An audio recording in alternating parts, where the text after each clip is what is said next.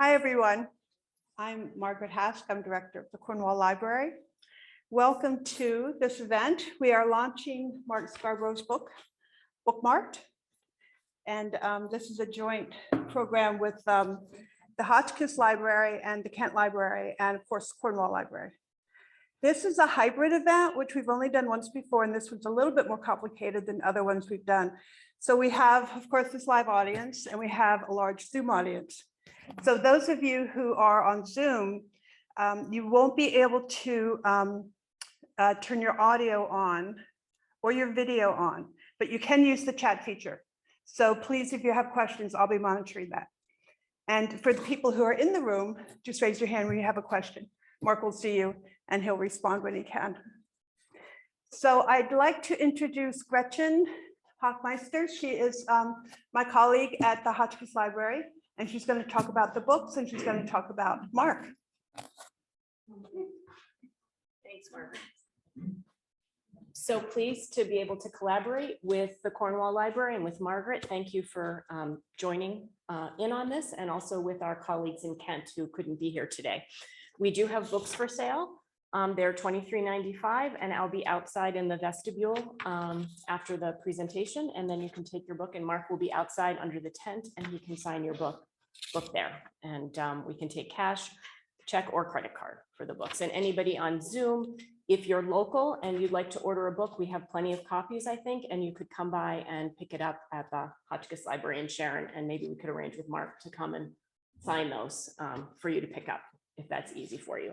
So I'm very pleased to introduce Mark. He's certainly well known to what we call library land here in Northwest Connecticut in many ways. A former academic, Mark is the co-author, as many of you know, probably, of over 30 cookbooks with his partner, Bruce Weinstein. And he started, I guess your return to literature really was with the Norfolk Book Group, which you began about 11 years ago. And 3 or 4 years after that, my predecessor, one of my predecessors in Sharon, found out about Mark and invited him to come join our book group for a few months to lead a series. And so since then, he's been coming every fall, and we've covered a huge range of issues, a wide variety of authors, topics, genres. We always talk and try to come up with something interesting and new, and we never know how the group will react, but it's always a great and interesting discussion. Right now, we are reading contemporary autofiction, which is great, for 4 months this fall. And I know he's doing a very popular group right now here, leading a series on Zoom on Middlemarch with the Cornwall Library. And I believe you have over 200 people, is that right? So that's a lot of people on Zoom. He pivoted really well in the pandemic, and his group of fans has increased and is ever larger with international participation sometimes, right? People zooming in from all over. So we are so thrilled to introduce you and on this great occasion of the publication of your memoir, Bookmarked.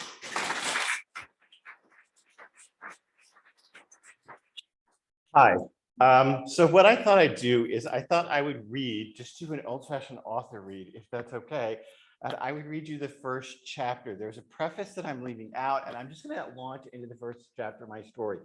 Gretchen didn't say it, and maybe I shouldn't say it, but I'm going to say it anyway, that the subtitle of my book is How the Great Works of Western Literature Fucked Up My Life. And this perhaps will give a hint of how that actually happened, and how, in fact, reading ultimately, which we always tout as such a fabulous thing to do, how reading, in fact, absolutely destroyed my life. And perhaps this would be a good introduction. So this is a reading of the first chapter called Pulp Fiction in Dallas. It was the last day of 7th grade, the end of May, and a Texas blast furnace outside.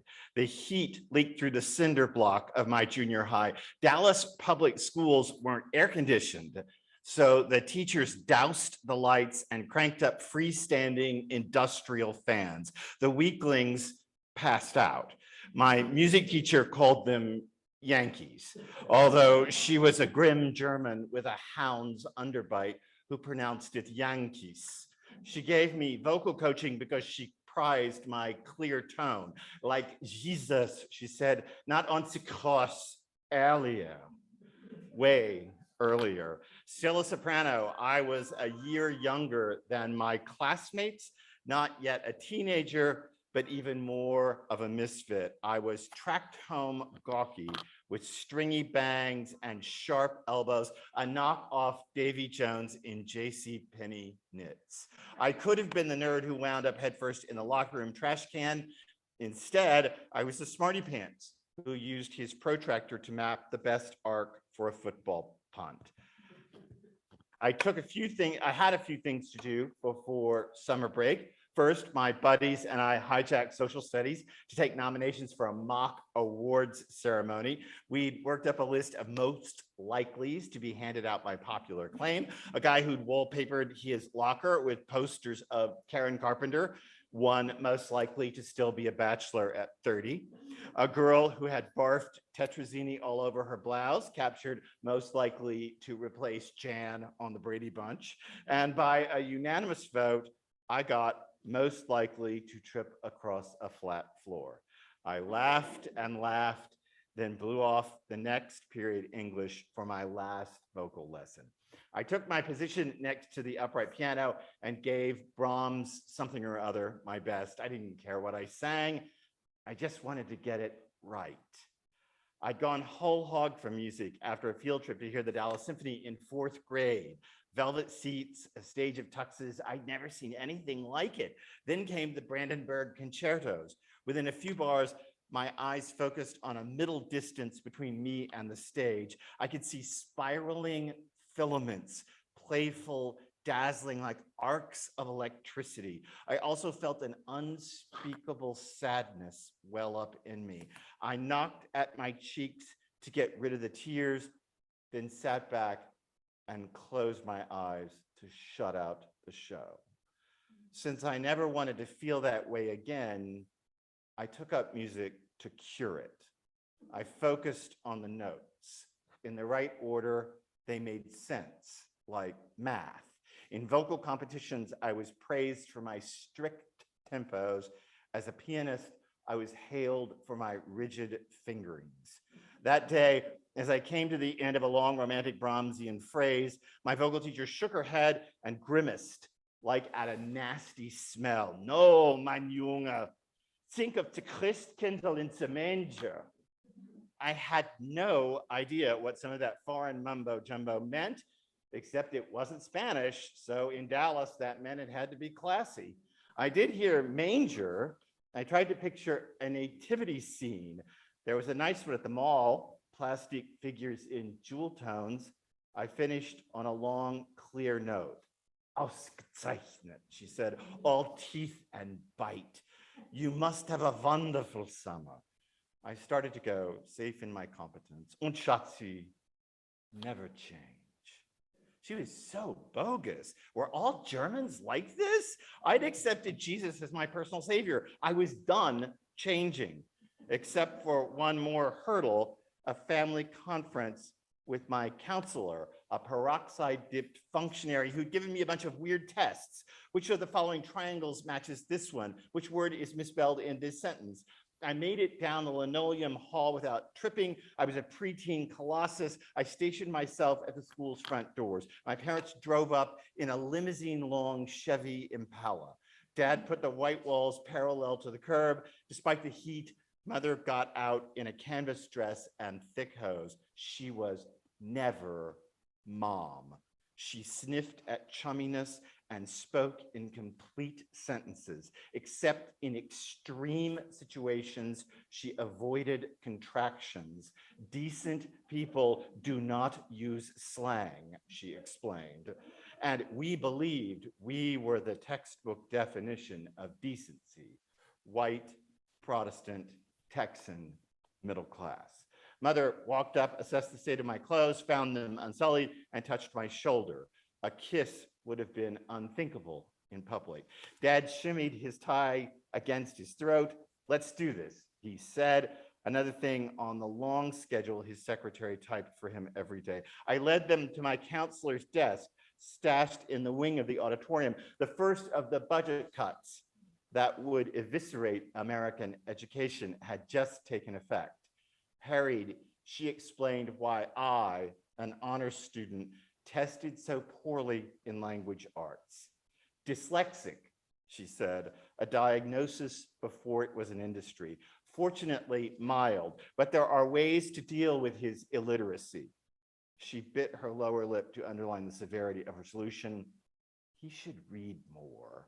Read, we three squawked. My brain worked better in theorems and equations. I got an A in English by memorizing every detail. She passed a sheaf of results across her desk and stood up to dismiss us. Here's my parting shot, she said. Parthian, I said. Parthian shot. She zeroed in on me. Get busy. I flushed. I was busy. I was president of science this and vice president of math that. I had a part in the school play, played the trumpet in the sextet, the oboe in the octet, and the piano for Sunday night services. I kept the stressed out overachiever schedule long before helicopter parents. Sensing my outrage, Dad preempted it. We'll do our best, he said. It was hardly a promise, more like our lifestyle. Even so, my counselor wasn't pressed. Oh, don't worry, she said, already distracted with someone else's file. But good books, preferably, although anything will do. That was a relief. We Dallasites didn't cotton to the literary canon in the 1970s, although Lee Harvey Oswald and a certain book depository had put our city on the map.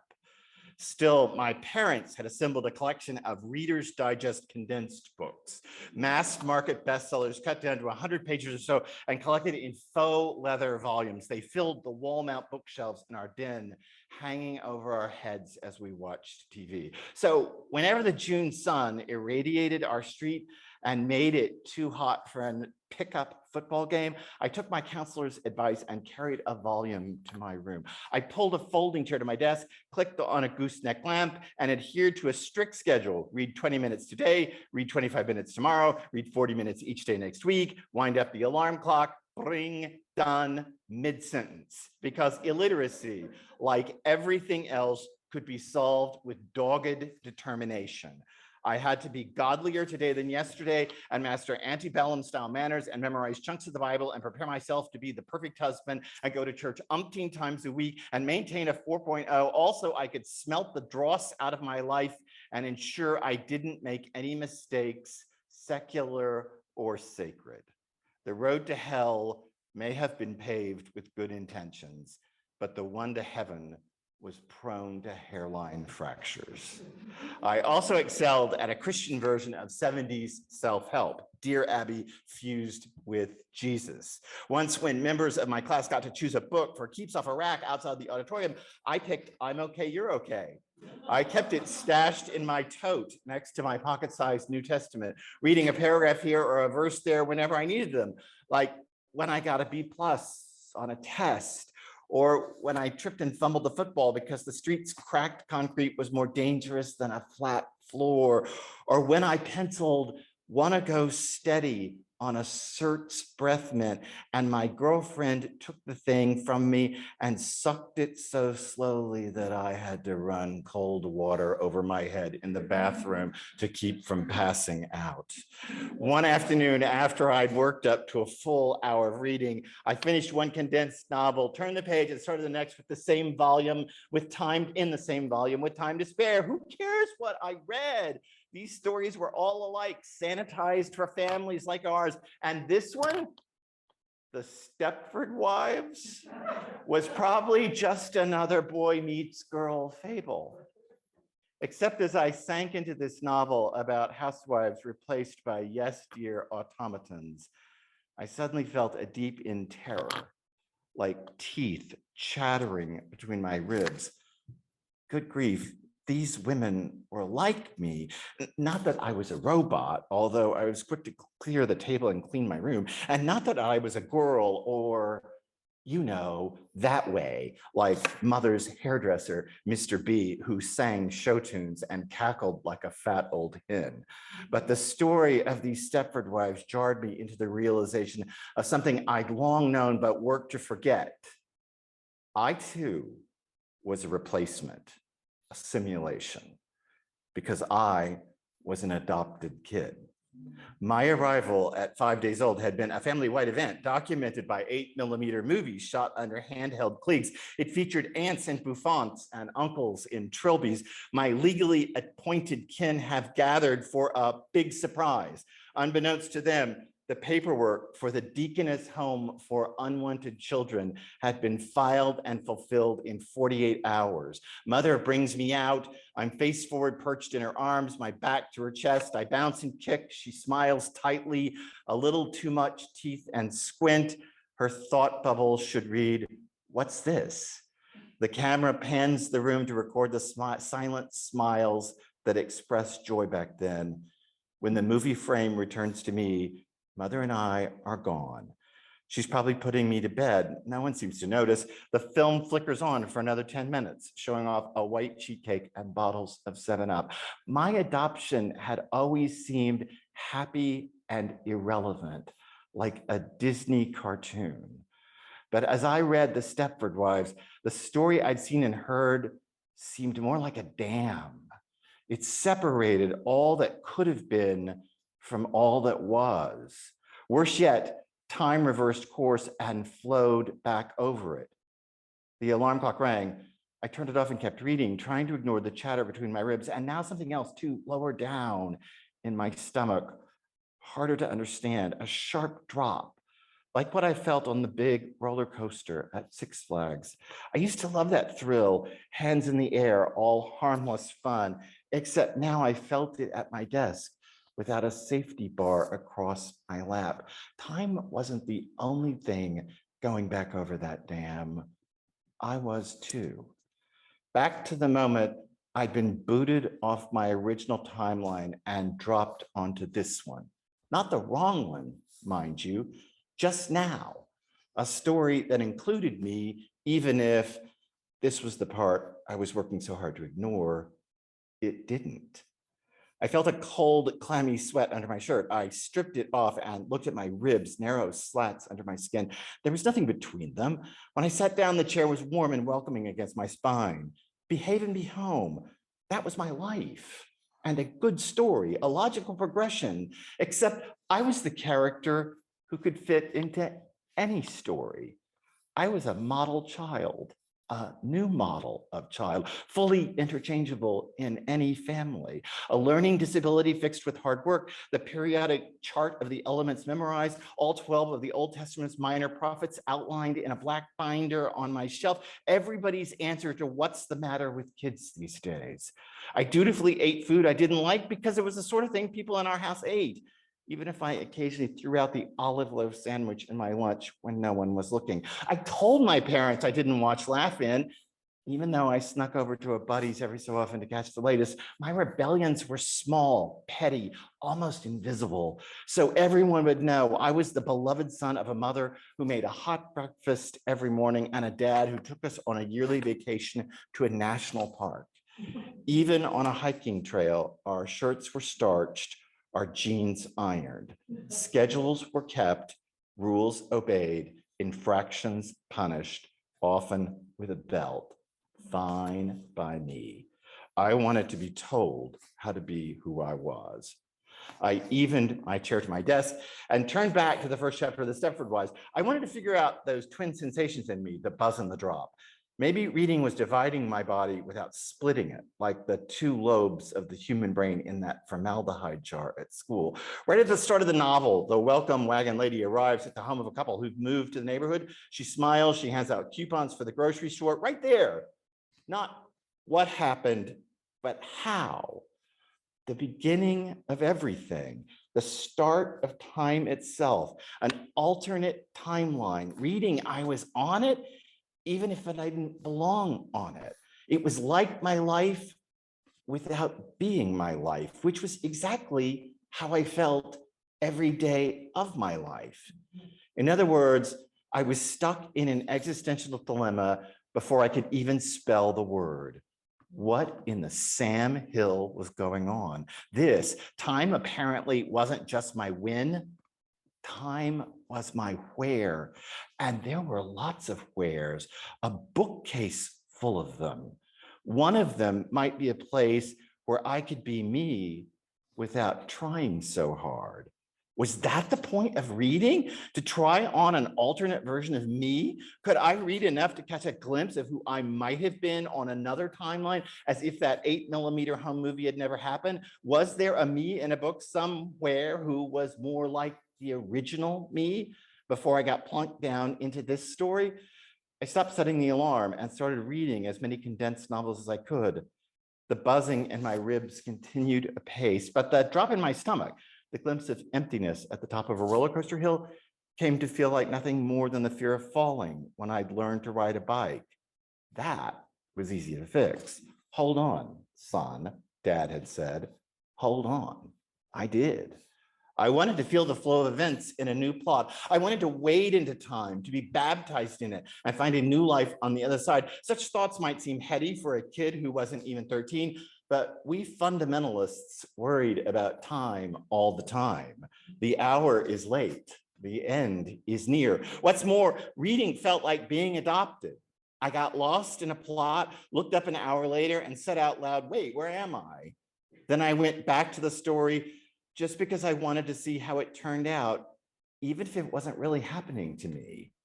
Other things were, one Sunday I stood up in church to sing a solo and my voice cracked down an octave and a half. I finished in some weird high-low mishmash, a creaky pitch over a bad vocal break. By midweek, my voice had settled into a tenor quaver, not the basso profundo I'd hoped for. Around the same time, I noticed the first wiry hairs on my chest. I locked myself in the bathroom and plucked them out with tweezers. Then one night, I had a dream about my future in a Stepford Wives world. My airbrushed wife kissed me as she sawed off my scrawny limbs to sew on Rock Hudson's. I woke up to find myself playing with my, good grief, what was the name for it?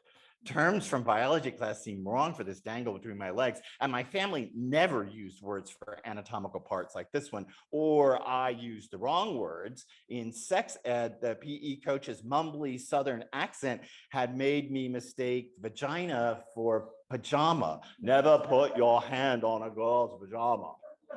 Duly noted. Besides, ours was an open door house. No one ever asked what's going on in there. We all knew. Now I didn't. Late one afternoon, I was shocked to realize I'd finished a whole volume of condensed novels, but skipped lunch, missed a football game out front, and lost the day. I palmed the book in front of me. Its spine felt cool and supple. The end papers were as frilly as the wallpaper in our living room. A new volume came every month. We could have sent it back. We never did. We gave it the feather duster treatment. But in other homes, it might have had a rougher life.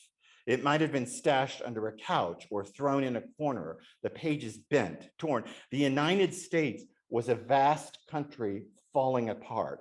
Parts of it were on fire.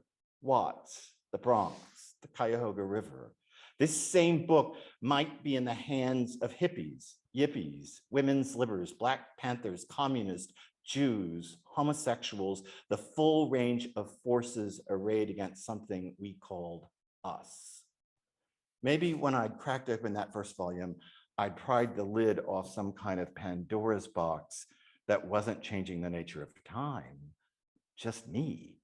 I was a science geek. I could noodle this out. Step one, create a sterile environment. I cleaned off my desk, lined up a clunky cassette recorder, and put its big mic on a stand. Step two, control the variables. I went back to my besetting sin, the Stepford Wives. I pressed the record button and recited the first chapter. When I played the tape later on, I hoped I'd hear my voice on that other timeline, a me living out another story while I sat at my desk. Then I'd be able to prove how fake that me sounded. I'd be able to say something like, that's just might be, not is.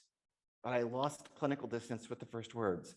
I love the expanse in any novel's opening.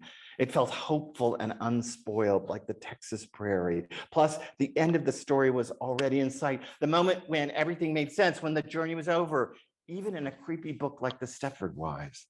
I quickly forgot the point of my experiment and started recording the opening chapters of all of the condensed novels, just so I could hear the hope of each plot's ruts in the dirt. A new might have been where I might have been. It wasn't that I yearned to be there. It was stranger than that. I could have been there, maybe was there, but also wasn't, because I was here at my desk in my room. One timeline was as arbitrary and as real as another. I'd never heard of Stephen Hawking, but reading had landed me in the multiverse. And one more strange reaction too. The more I recorded those opening chapters, the less I wanted to play football. The guys were de facto older than I was. They had less and less patience for my protractor shenanigans. And I didn't like the way I smelled after a game, sort of like the hamper before Mother did the laundry when she opened it and said, "We must put a stop to that." I stacked the increasing number of cassette tapes in columns. At first, my parents let me be. They were used to my oddball obsessions. Bach, a set of microscopes, a collection of igneous rocks. I was forever a surprise. What's this? But once the tape stacks got messy, they had to step in. Dad pulled me aside one evening after supper. "I know what you're doing," he said. I wasn't sure I knew what I was doing. So why did I feel guilty? "You do?" I asked. "Don't get smart." He was quick to pull me in bounds. "Shouldn't you fix your reading problem in a more productive way?" He thumbed back to the Bibles at the end of a shelf of condensed novels. We had several translations, although the collection's prize was the Schofield Reference Bible. Its footnotes lined up history to predict the end of the world. It was the approved home for our new church, which was independent, unaffiliated, and rapture ready. It sat just beyond the city line in Farmers Branch, a strip mall suburb, despite its name. Our church wasn't a megachurch. There were no megachurches back then. Our sanctuary boasted industrial carpeting and plexiglass windows. No one shouted amen. No one spoke in tongues. Once a month, we sat quietly in the fellowship hall for what we called a pot providence dinner, because no one believed in luck either. Pastor Daniel offered one prayer to bless the fried chicken and another to hasten the end of the world. I was his star pupil. My weekdays were crammed with science clubs and music rehearsals, and my weekends were packed with county fairs and rodeos where I preached the gospel in front of our church's tent. I knew I belonged when I said what I said around other people who said the same thing. It's better to be right than happy, Pastor Daniel counseled, although he volunteered a tight-lipped grin as if he were both. Before all this folderol with condensed novels, the only book I'd read straight through was Hal Lindsey's The Late Great Planet Earth. The Bible wasn't a book to be read, more like a how-to manual that we flipped open for random guidance. The signs of the end were in place. Israel was gathered in its homeland. Europe was a 10-nation confederacy. During the last election, I calculated on the end paper of my Bible how long Senator George McGovern would reign as the Antichrist. Although Pastor Daniel wouldn't have approved of novels, they too seemed like timelines, Adam to Apocalypse, as well as a strange new way to belong. But I needed to appease him and Dad and God, who stood right behind them. So to answer all their concerns, I connived an acceptable rebellion. I sat in the den leafing through the Bible in a public show of piety, then recorded more first chapters on the QT in my room when Dad was at work and Mother was busy with her never-ending chores. By August, I had gotten through the entire collection, over 200 first chapters. I took to listening to those tapes over and over. I felt the sheer joy of my changed voice in the words, that strange bit of a new tenor me who still wasn't me, starting a tale that wasn't mine, but could have been. Maybe I'd never find myself on another timeline. Maybe I could belong on lots of them at once. I closed my eyes and yearned to disappear, a minor rapture before the big one. Mark, in novels, nothing was final, a fatal blasphemy for a fundamentalist. Mark, how could I know I was flirting with disaster? I liked my school, my friends, my family. This life was comfortable, familiar. Maybe it wasn't mine, but I was living it or reading about one that could have been it. Mark, what? Set the table. Your father will be home in 20 minutes. I clicked off the machine and walked down the hall past serried family portraits. In the kitchen, Mother was rolling canned chicken meat and cream cheese into crescent rolls from a tube. You can start right here, she said, pointing to her cheek. I kissed it once, a smack. We were safe at home. She smiled the way she had in those home movies, all tooth and squint. You are not fooling around with those tapes, are you? I bobbled my head between a shake and a nod. I could tell she was worried because she diverted into the rules. Pull up your jeans. Are you fastened? She only let me wear hip huggers if I use safety pins to attach my shirt to my underwear. Yes, ma'am, I said, nodding, but strangely unsure. Oh, sweetie, you do not need to use your public manners here. She was fiercely loyal to me, the child she couldn't have, the outsider in her insular world. Unlike many adopted kids, I never once tried to manipulate the distance between us, although reading had helped me to see it as no more than the whim of one timeline over another. Maybe that was why I suddenly wanted to jump the gap and land in her story, to have her hold me here. Even if I was going into 8th grade, even if my life was no more than one plot among many, even if I was playing with myself at night, I had a sneaking suspicion that a new story might lurch into motion at any moment, driving me away from everything I knew. Maybe she knew. Maybe to prove she could, she glanced at my shoes. You're wearing those in the house? How are they holding up? They were top shelf disco shoes. She assumed they were run-of-the-mill slip-ons, perfect for church. She hadn't noticed the white stitching in the black leather or the 4-inch platform heels. I'd seen them on Soul Train, another of my minor rebellions. I wanted to move like those dancers. Okay, impossible. I wanted to buy those albums. Okay, impossible. I wanted to dress like those people. Okay, maybe. I convinced Mother I'd need a pair of Kenny shoes, an up with people chain that calmed suburban anxieties by offering mass market riffs off inner city styles. I distracted her from the berry white poster behind the display, then jammed my foot in a floor level x-ray machine to get the right fit. The clerk flipped some toggles, metal plates squashed my toes in line. The radiation flowed under my instep. Hold still, 2 more minutes, size 10.5. To my surprise, the shoes became more ballast than style. This keep on trucking world was full of tripping hazards, bell bottoms, shag carpeting, and it didn't help that Gabriel was about to blow his horn. I swore I sometimes heard that sharp intake of breath before a brass player lays into the line. My feet were always about to come unstuck from the ground. Mother wiped her hands and bent down to press the leather at my toes. We spent $30 and you already need a new pair, she said, shaking my ankles. You're growing so fast, our gift from heaven, and soon you'll be ready to leave. To go where? I wanted to ask. I grabbed the counter. The times were awful. Riots in Chicago, liberals out for Spiro T. Agnew. I heard the welcome wagon lady from the Stepford Wives say, I know you're gonna like it here. Mother didn't notice the trickle of sweat down my forehead. Next week, she said, we will buy you a new pair. No, I thought, the clarion call of fundamentalists and junior hires alike. I'd stuck these disco shoes onto this timeline.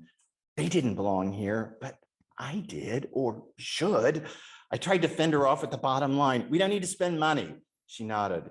You let us worry about that. Us equals me plus them. The equation used to seem so easy. One time I was rummaging in a hall closet for a missing jigsaw puzzle piece when I found a snapshot of Dad at 20 playing poker. He was bone thin, 50s cool, in a white t-shirt with a pack of cigarettes rolled up in one sleeve. When I showed the photo to Mother, she tightened her lips and offered a rare sentence fragment, a one-word plot. Then. They adopted me and everything stopped. The smoking, the beer, the fast cars on country roads, such was their bargain. And I kept up my end. I melted my soul into their amalgam. Mother pointed to the plates. I took her wish as advice, set the table without a word, and headed back to my room. Mark, the boys are playing ball out front, she said. She was working on a salad of canned pears, Cool Whip, and pecans. Do not stay cooped up. I detoured into the living room, a furniture showroom where the vacuum tracks ran in parallel lines. We only used it for formal events, Thanksgiving, Christmas, proselytizing the neighbors. I could hear touchdown shouts outside. I fingered the shears apart. The guys were smiling, laughing. When they tossed the football in the air, I felt that same buzz between my ribs. For the first time, in my world, on my timeline, not in a book, as if I saw the world and read it at the same time, as if life was as fake and irresistible as a novel.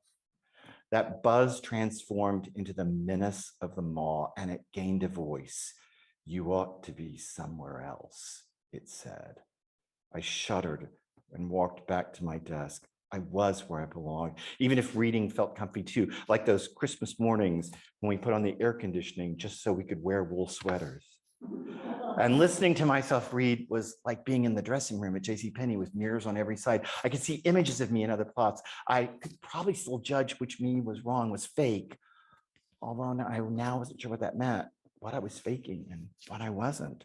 When I tried to work out the problem, I found myself in that same spot I'd gotten to with Mother in the kitchen, wordless, silent, alone.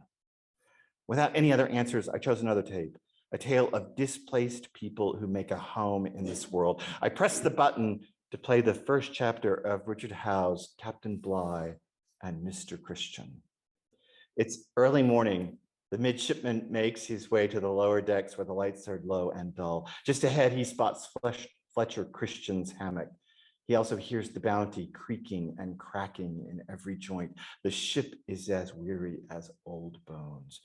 Right there, I could already hear the end, the mutiny, the waves against Pitcairn Island where the old Bounty was burned in the bay and the crew began a new life hundreds of nautical miles from everything they knew. I closed my eyes and sank into the story. That's when the hollows between my ribs fell silent. No more chatter, no more maw. Aha. I'd been straddling the timelines or trying to stand in the empty place from which the lines of this is and this might be zipped away in multiplying vectors. I just needed to slide along one timeline at a time. When a book got to be too much, I could put it down and go see Mother in the kitchen. When the kitchen didn't make sense anymore, I could go back to a book. The trick to reading was not to let the timelines cross and never to fall in between them. How naive could I be? Why now read books again? Any questions you'd like? Yes, ma'am. I did. I recorded the audiobook 2 weeks ago. I have a very sharp New York agent, and so we retain the audio rights. So the audiobook is separate from the print book, which is good. And I recorded the audiobook 2 weeks ago down in El Saybrook for a company that's in El Saybrook. And I have to go back this Friday to do the pickups for the lines I flubbed. But it was an overwhelming experience. I have to say that reading the audiobook for a week, it took a week, and reading the audiobook for a week was an overwhelming experience. It felt like more than seeing the book in print, more than seeing the book back from editorial, more than seeing the book come back from my agent and I worked on the book for 4 years together. And more than seeing it come back from her, reading it aloud in a microphone in a booth felt like something. It felt like the end of something. I can't explain it. It was overwhelming. Twice during the reading of the book, I broke down and cried as I read, especially the chapter in which I meet Bruce. And I broke down and cried. And there's a line in the book that just eviscerated me the minute I thought it up. And when I read it aloud in that booth, the line is, "No mother's milk let go at the sound of my voice." And that I had never had a mother's milk. I'd never had that experience of a mother's milk letting down at the sound of my voice. And when I read that line, I broke in the reading of it. And so I said to the director and the producer, I said, "Oh my gosh, let's do that again." He's like, "No way, that's gold. We're keeping that in." We're keeping the break in. And I thought, oh, okay, fine. But yes, there is, I think the audiobook's out 1st of November. I think. Yes. Hi. When you mentioned the crescent roll, that brought back a lot of memories for me. And it's amazing how many different things you can do with crescent roll. It is amazing how many things you can do with a canned crescent roll. My mother did all of them. Yeah, that's it. Yeah. I assure you that if it was in any way canned, processed, or created in a foam, my mother used it. So My grandmother was a fan of Cool when it first came out. we were too. She was a wonderful chef, and then, she made these delicious pies with Cool. I hear that Zoom people can't hear. So the question was that there's a lot of things you can do with Cool Whip. No, with Crescent rolls. Well, and Cool Whip too. And I said, yeah, yes, there are. There are a lot of things you can do with Crescent rolls and Cool Whip for sure. And Mother did all of them. It's I'm praying that my mother is not on this Zoom thing, so that I'm hoping that she's not hearing it. But if she is, she is. Okay. Phyllis. Did that send you into cooking, her cooking? No, I fell backwards into cooking. Part of this is told in the book. I was an academic. I eventually got a PhD in History of American Lit. I got my first job at a private liberal arts college in Austin. This story is told in the book, in a very funny chapter called How to Shove a Monk in a Saturn. And how to shove a monk in a Saturn, because we were a Holy Cross institution, and it became clear within the first 2 months of my being hired on this tenure track job that I was actually hired so the administration would have someone to call to fish the monks out of the gay bars on the weekends. And you have not lived until you have pulled an 80-year-old Holy Cross brother in a cowl and a rope belt and barefoot out of a gay bar at 11 o'clock at night and tried to shove him in your compact car. You have truly not lived. So, so I did that for a bit. And then after all that ended and all that came to some kind of conclusion at that point, then well, the long and the short of it is our college was the training camp for the Dallas Cowboys in the summer. And I was so idiotic. I didn't know that that meant I didn't get a summer paycheck. So I needed to find a way to make money in the summers to support myself as an assistant prof. So I talked my way into writing the original food and travel content for an internet startup in Phoenix, Arizona called America Online in 1992, when no one cared about online. And when it was, the poor, hideous stepchild of real publishing. And I talked my way into that. And then long down the line, I met Bruce, and he had been to chef school, but didn't want to ever work in a restaurant. So we combined our talents for writing. I had a screenplay with Diane Keaton by that point. We combined, and the cookbook career took off and took over our lives. So, but books have come roaring back. Middlemarch has come roaring back. Emily Dickinson has come roaring back in ways I never anticipated that it would. Yes, ma'am. Carol. So, in the Middlemarch, you're talking about tragedy versus comedy. I am. And you threw your weight behind tragedy. That's the more beautiful writing. That's the more meaningful section. Yes. Yes. And then you go and write your own story in comedy.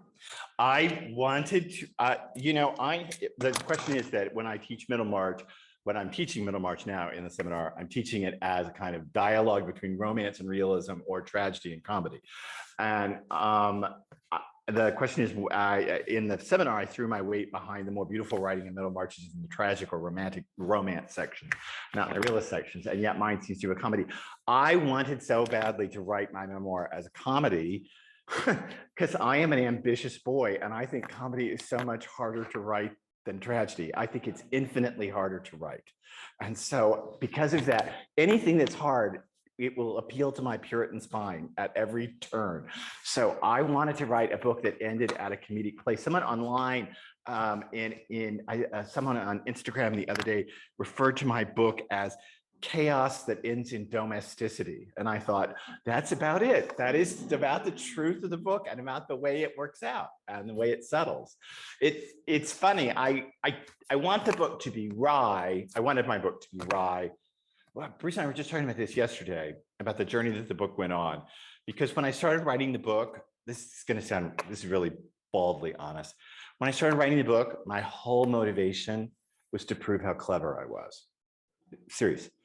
And I started writing the book, and the book would be like, I would have a paragraph in which, something was happening in my life, but I was so smart to weave 8 Emily Dickinson quotes inside that paragraph. So, they were woven down into the fabric of it. And I thought it was so clever. Oh, look at me. Oh my God, how clever this all is. And over the 4 years that it took to produce the book, the thing that I learned more than anything is I had to jettison the reason to write is how to be clever. And I had to find out that the reason to write is to tell a story. And that was hard. It was hard for me. I kicked against that.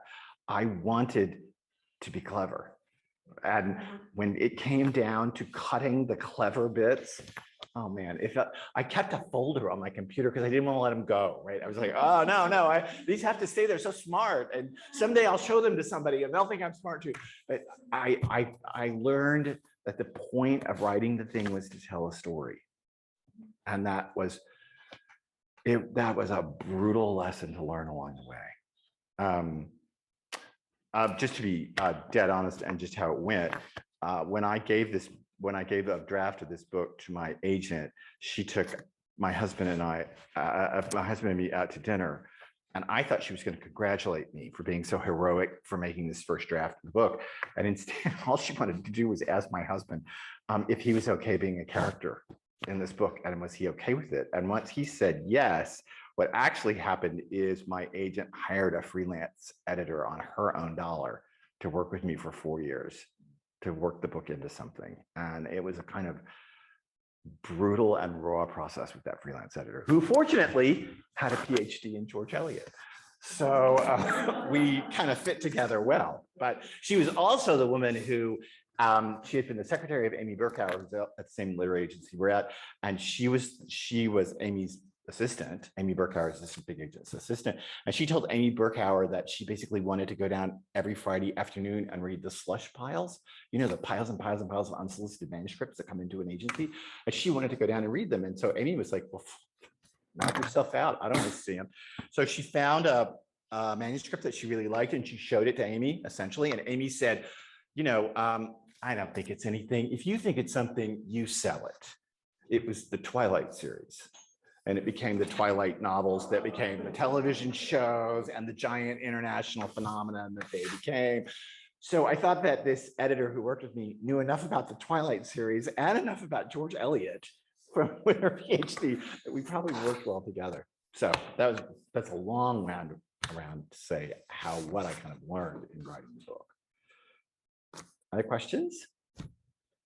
And I just was talking about working with a freelance editor, but yeah, I'm happy to talk about a bit more about the process. The book went through many drafts, and the other thing that I learned over the course of time is that every time I thought I had been brave and heroic, I had been not brave and heroic. I hadn't gone far enough, and I had to keep going farther. And it was a long learning curve to learn how to write the book, not only how to tell a story, but that it's a memoir. So it has to come somewhere out of me. I'll just be really honest and say the book started as a novel. It started as a kid preaching the gospel at country rodeos and fairs. And I could never connect to this character. And so then I tried to write it as a first-person novel. And it still didn't feel right. It still felt false. So finally, it kind of warped back around to a memoir, which I still don't really know what that word means. And it warped back around to a memoir. And then that's where it settled. And then once it settled there, it took 4 years to get it out. I mean, admittedly, in those 4 years, Bruce and I published 6 cookbooks in those 4 years for Little Brown. So it's not as if I wasn't also busy doing other things in my life, but it did take 4 years of working and working and working at this thing to try to make it happen and try to make it be something. And it did. It came together finally. And the freelance editor who, when she saw the last draft that finally went out for sale, she wrote me the line, you have to know Jane Eyre to know the line, but it's the only line that I would like. It's what all she wrote me is, "Reader, I loved it," which, the end of Jane Eyre's "Reader, I married him." She wrote, "Reader, I loved it." And so I thought, oh, thank God, it's landed someplace and it's hit someplace that's home. And it did, but it was a long, I never intended it for it to take as long as it did. There's no way I thought it would ever take this long. Phyllis. How did it change me? It made me less cocksure in my ability to write. It didn't, I thought that I understood how to write. I didn't. I thought that having spent most of my adult life either as an academic or running book groups or running literary seminars, that I understood how books work. It was a humbling experience to find out I didn't know how books work, because there is a vast difference between being a literary critic and trying to actually create the damn thing on the page. A vast difference between it, right? From being a plumber and being an architect. There's a vast difference. And there were good things that came out of it. And one of the good things is that I felt that I had found a voice, and I liked this voice. And so this voice is busy writing other things right now. And I felt that I had found a place. And it's very funny. I learned, this is going to sound very heady, and I don't mean it to sound this heady. I learned how to locate the voice in my body, where it felt, where I could feel it when I was using it. And when I could feel it, when I could feel where the voice was coming from, I knew I was in the right place. And it taught me how to do that. I would have never known that. I would have never known you have to locate voice in body. My Puritan roots would have never allowed me to think such a thing. So that I learned it was an amazing thing. I think it made me a bit of a better cookbook writer, although we write very mass market cookbooks that don't allow for much aesthetic experience. But still, nonetheless, I think it made me a better writer of cookbooks. And it certainly made me desperately dopamine addicted to that feeling of the voice in my body. Like I want it again and again. I want to feel it again. Yes, ma'am. Are some of the stories fabricated, or did you fabricate some of the No, stories? it really does happen. Just to say the plot of the bit, I fall for William Blake. I fell for William Blake in real life. I fell for William Blake so hard that as the book goes on, I don't know how to say this bluntly. I have a psychotic break in which I actually live with William Blake. Wow. So, and actually spend time with William Blake in a psychotic break. I was ill prepared for what would happen when voices entered my brain. I was unprepared. And it may, as I think I say in the book, reading is supposed to be a safe and easy thing to do by the fire on a chilly night, but it's not. Reading's not safe. Because when else in your whole life do you let someone else take over your consciousness? You let those thoughts course through your brain. If you're reading George Eliot with me right now, you're letting Eliot run your brain for a bit. And those thoughts are coursing as if they were your thoughts. You don't even do that when you watch TV. You're looking at the dog or thinking it's cold in here, or thinking you're hungry. But when you immerse yourself in a book, you actually immerse your consciousness into something else. And I was not prepared to do that. And so I had a series of essential mental breakdowns with Lit until I spent some time with William Blake, and then eventually somehow in a psychotic fit danced with the Rolling Stones and Hebrew from the prophet Isaiah. And Hebrew and Mick Jagger and I shacked up for a bit. So it's a very strange bit. So there's all the discussion in the book itself, in Bookmarked itself, about how I came out of it and how I let go of books and how I realized that maybe this happens to everybody. I mean, eventually, right?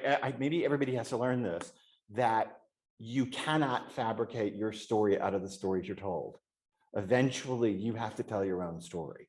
Eventually. And you have to figure out how to tell that story, and you have to own it. And once I figured that out, and once that happens to me in the book, the hold of the great books as like talismans of power lose their grip on me. And as I say, thankfully, never saw another poet, a dead poet alive in my life after that. Thank God. Thank God. Okay. Thank you. Thank you very much.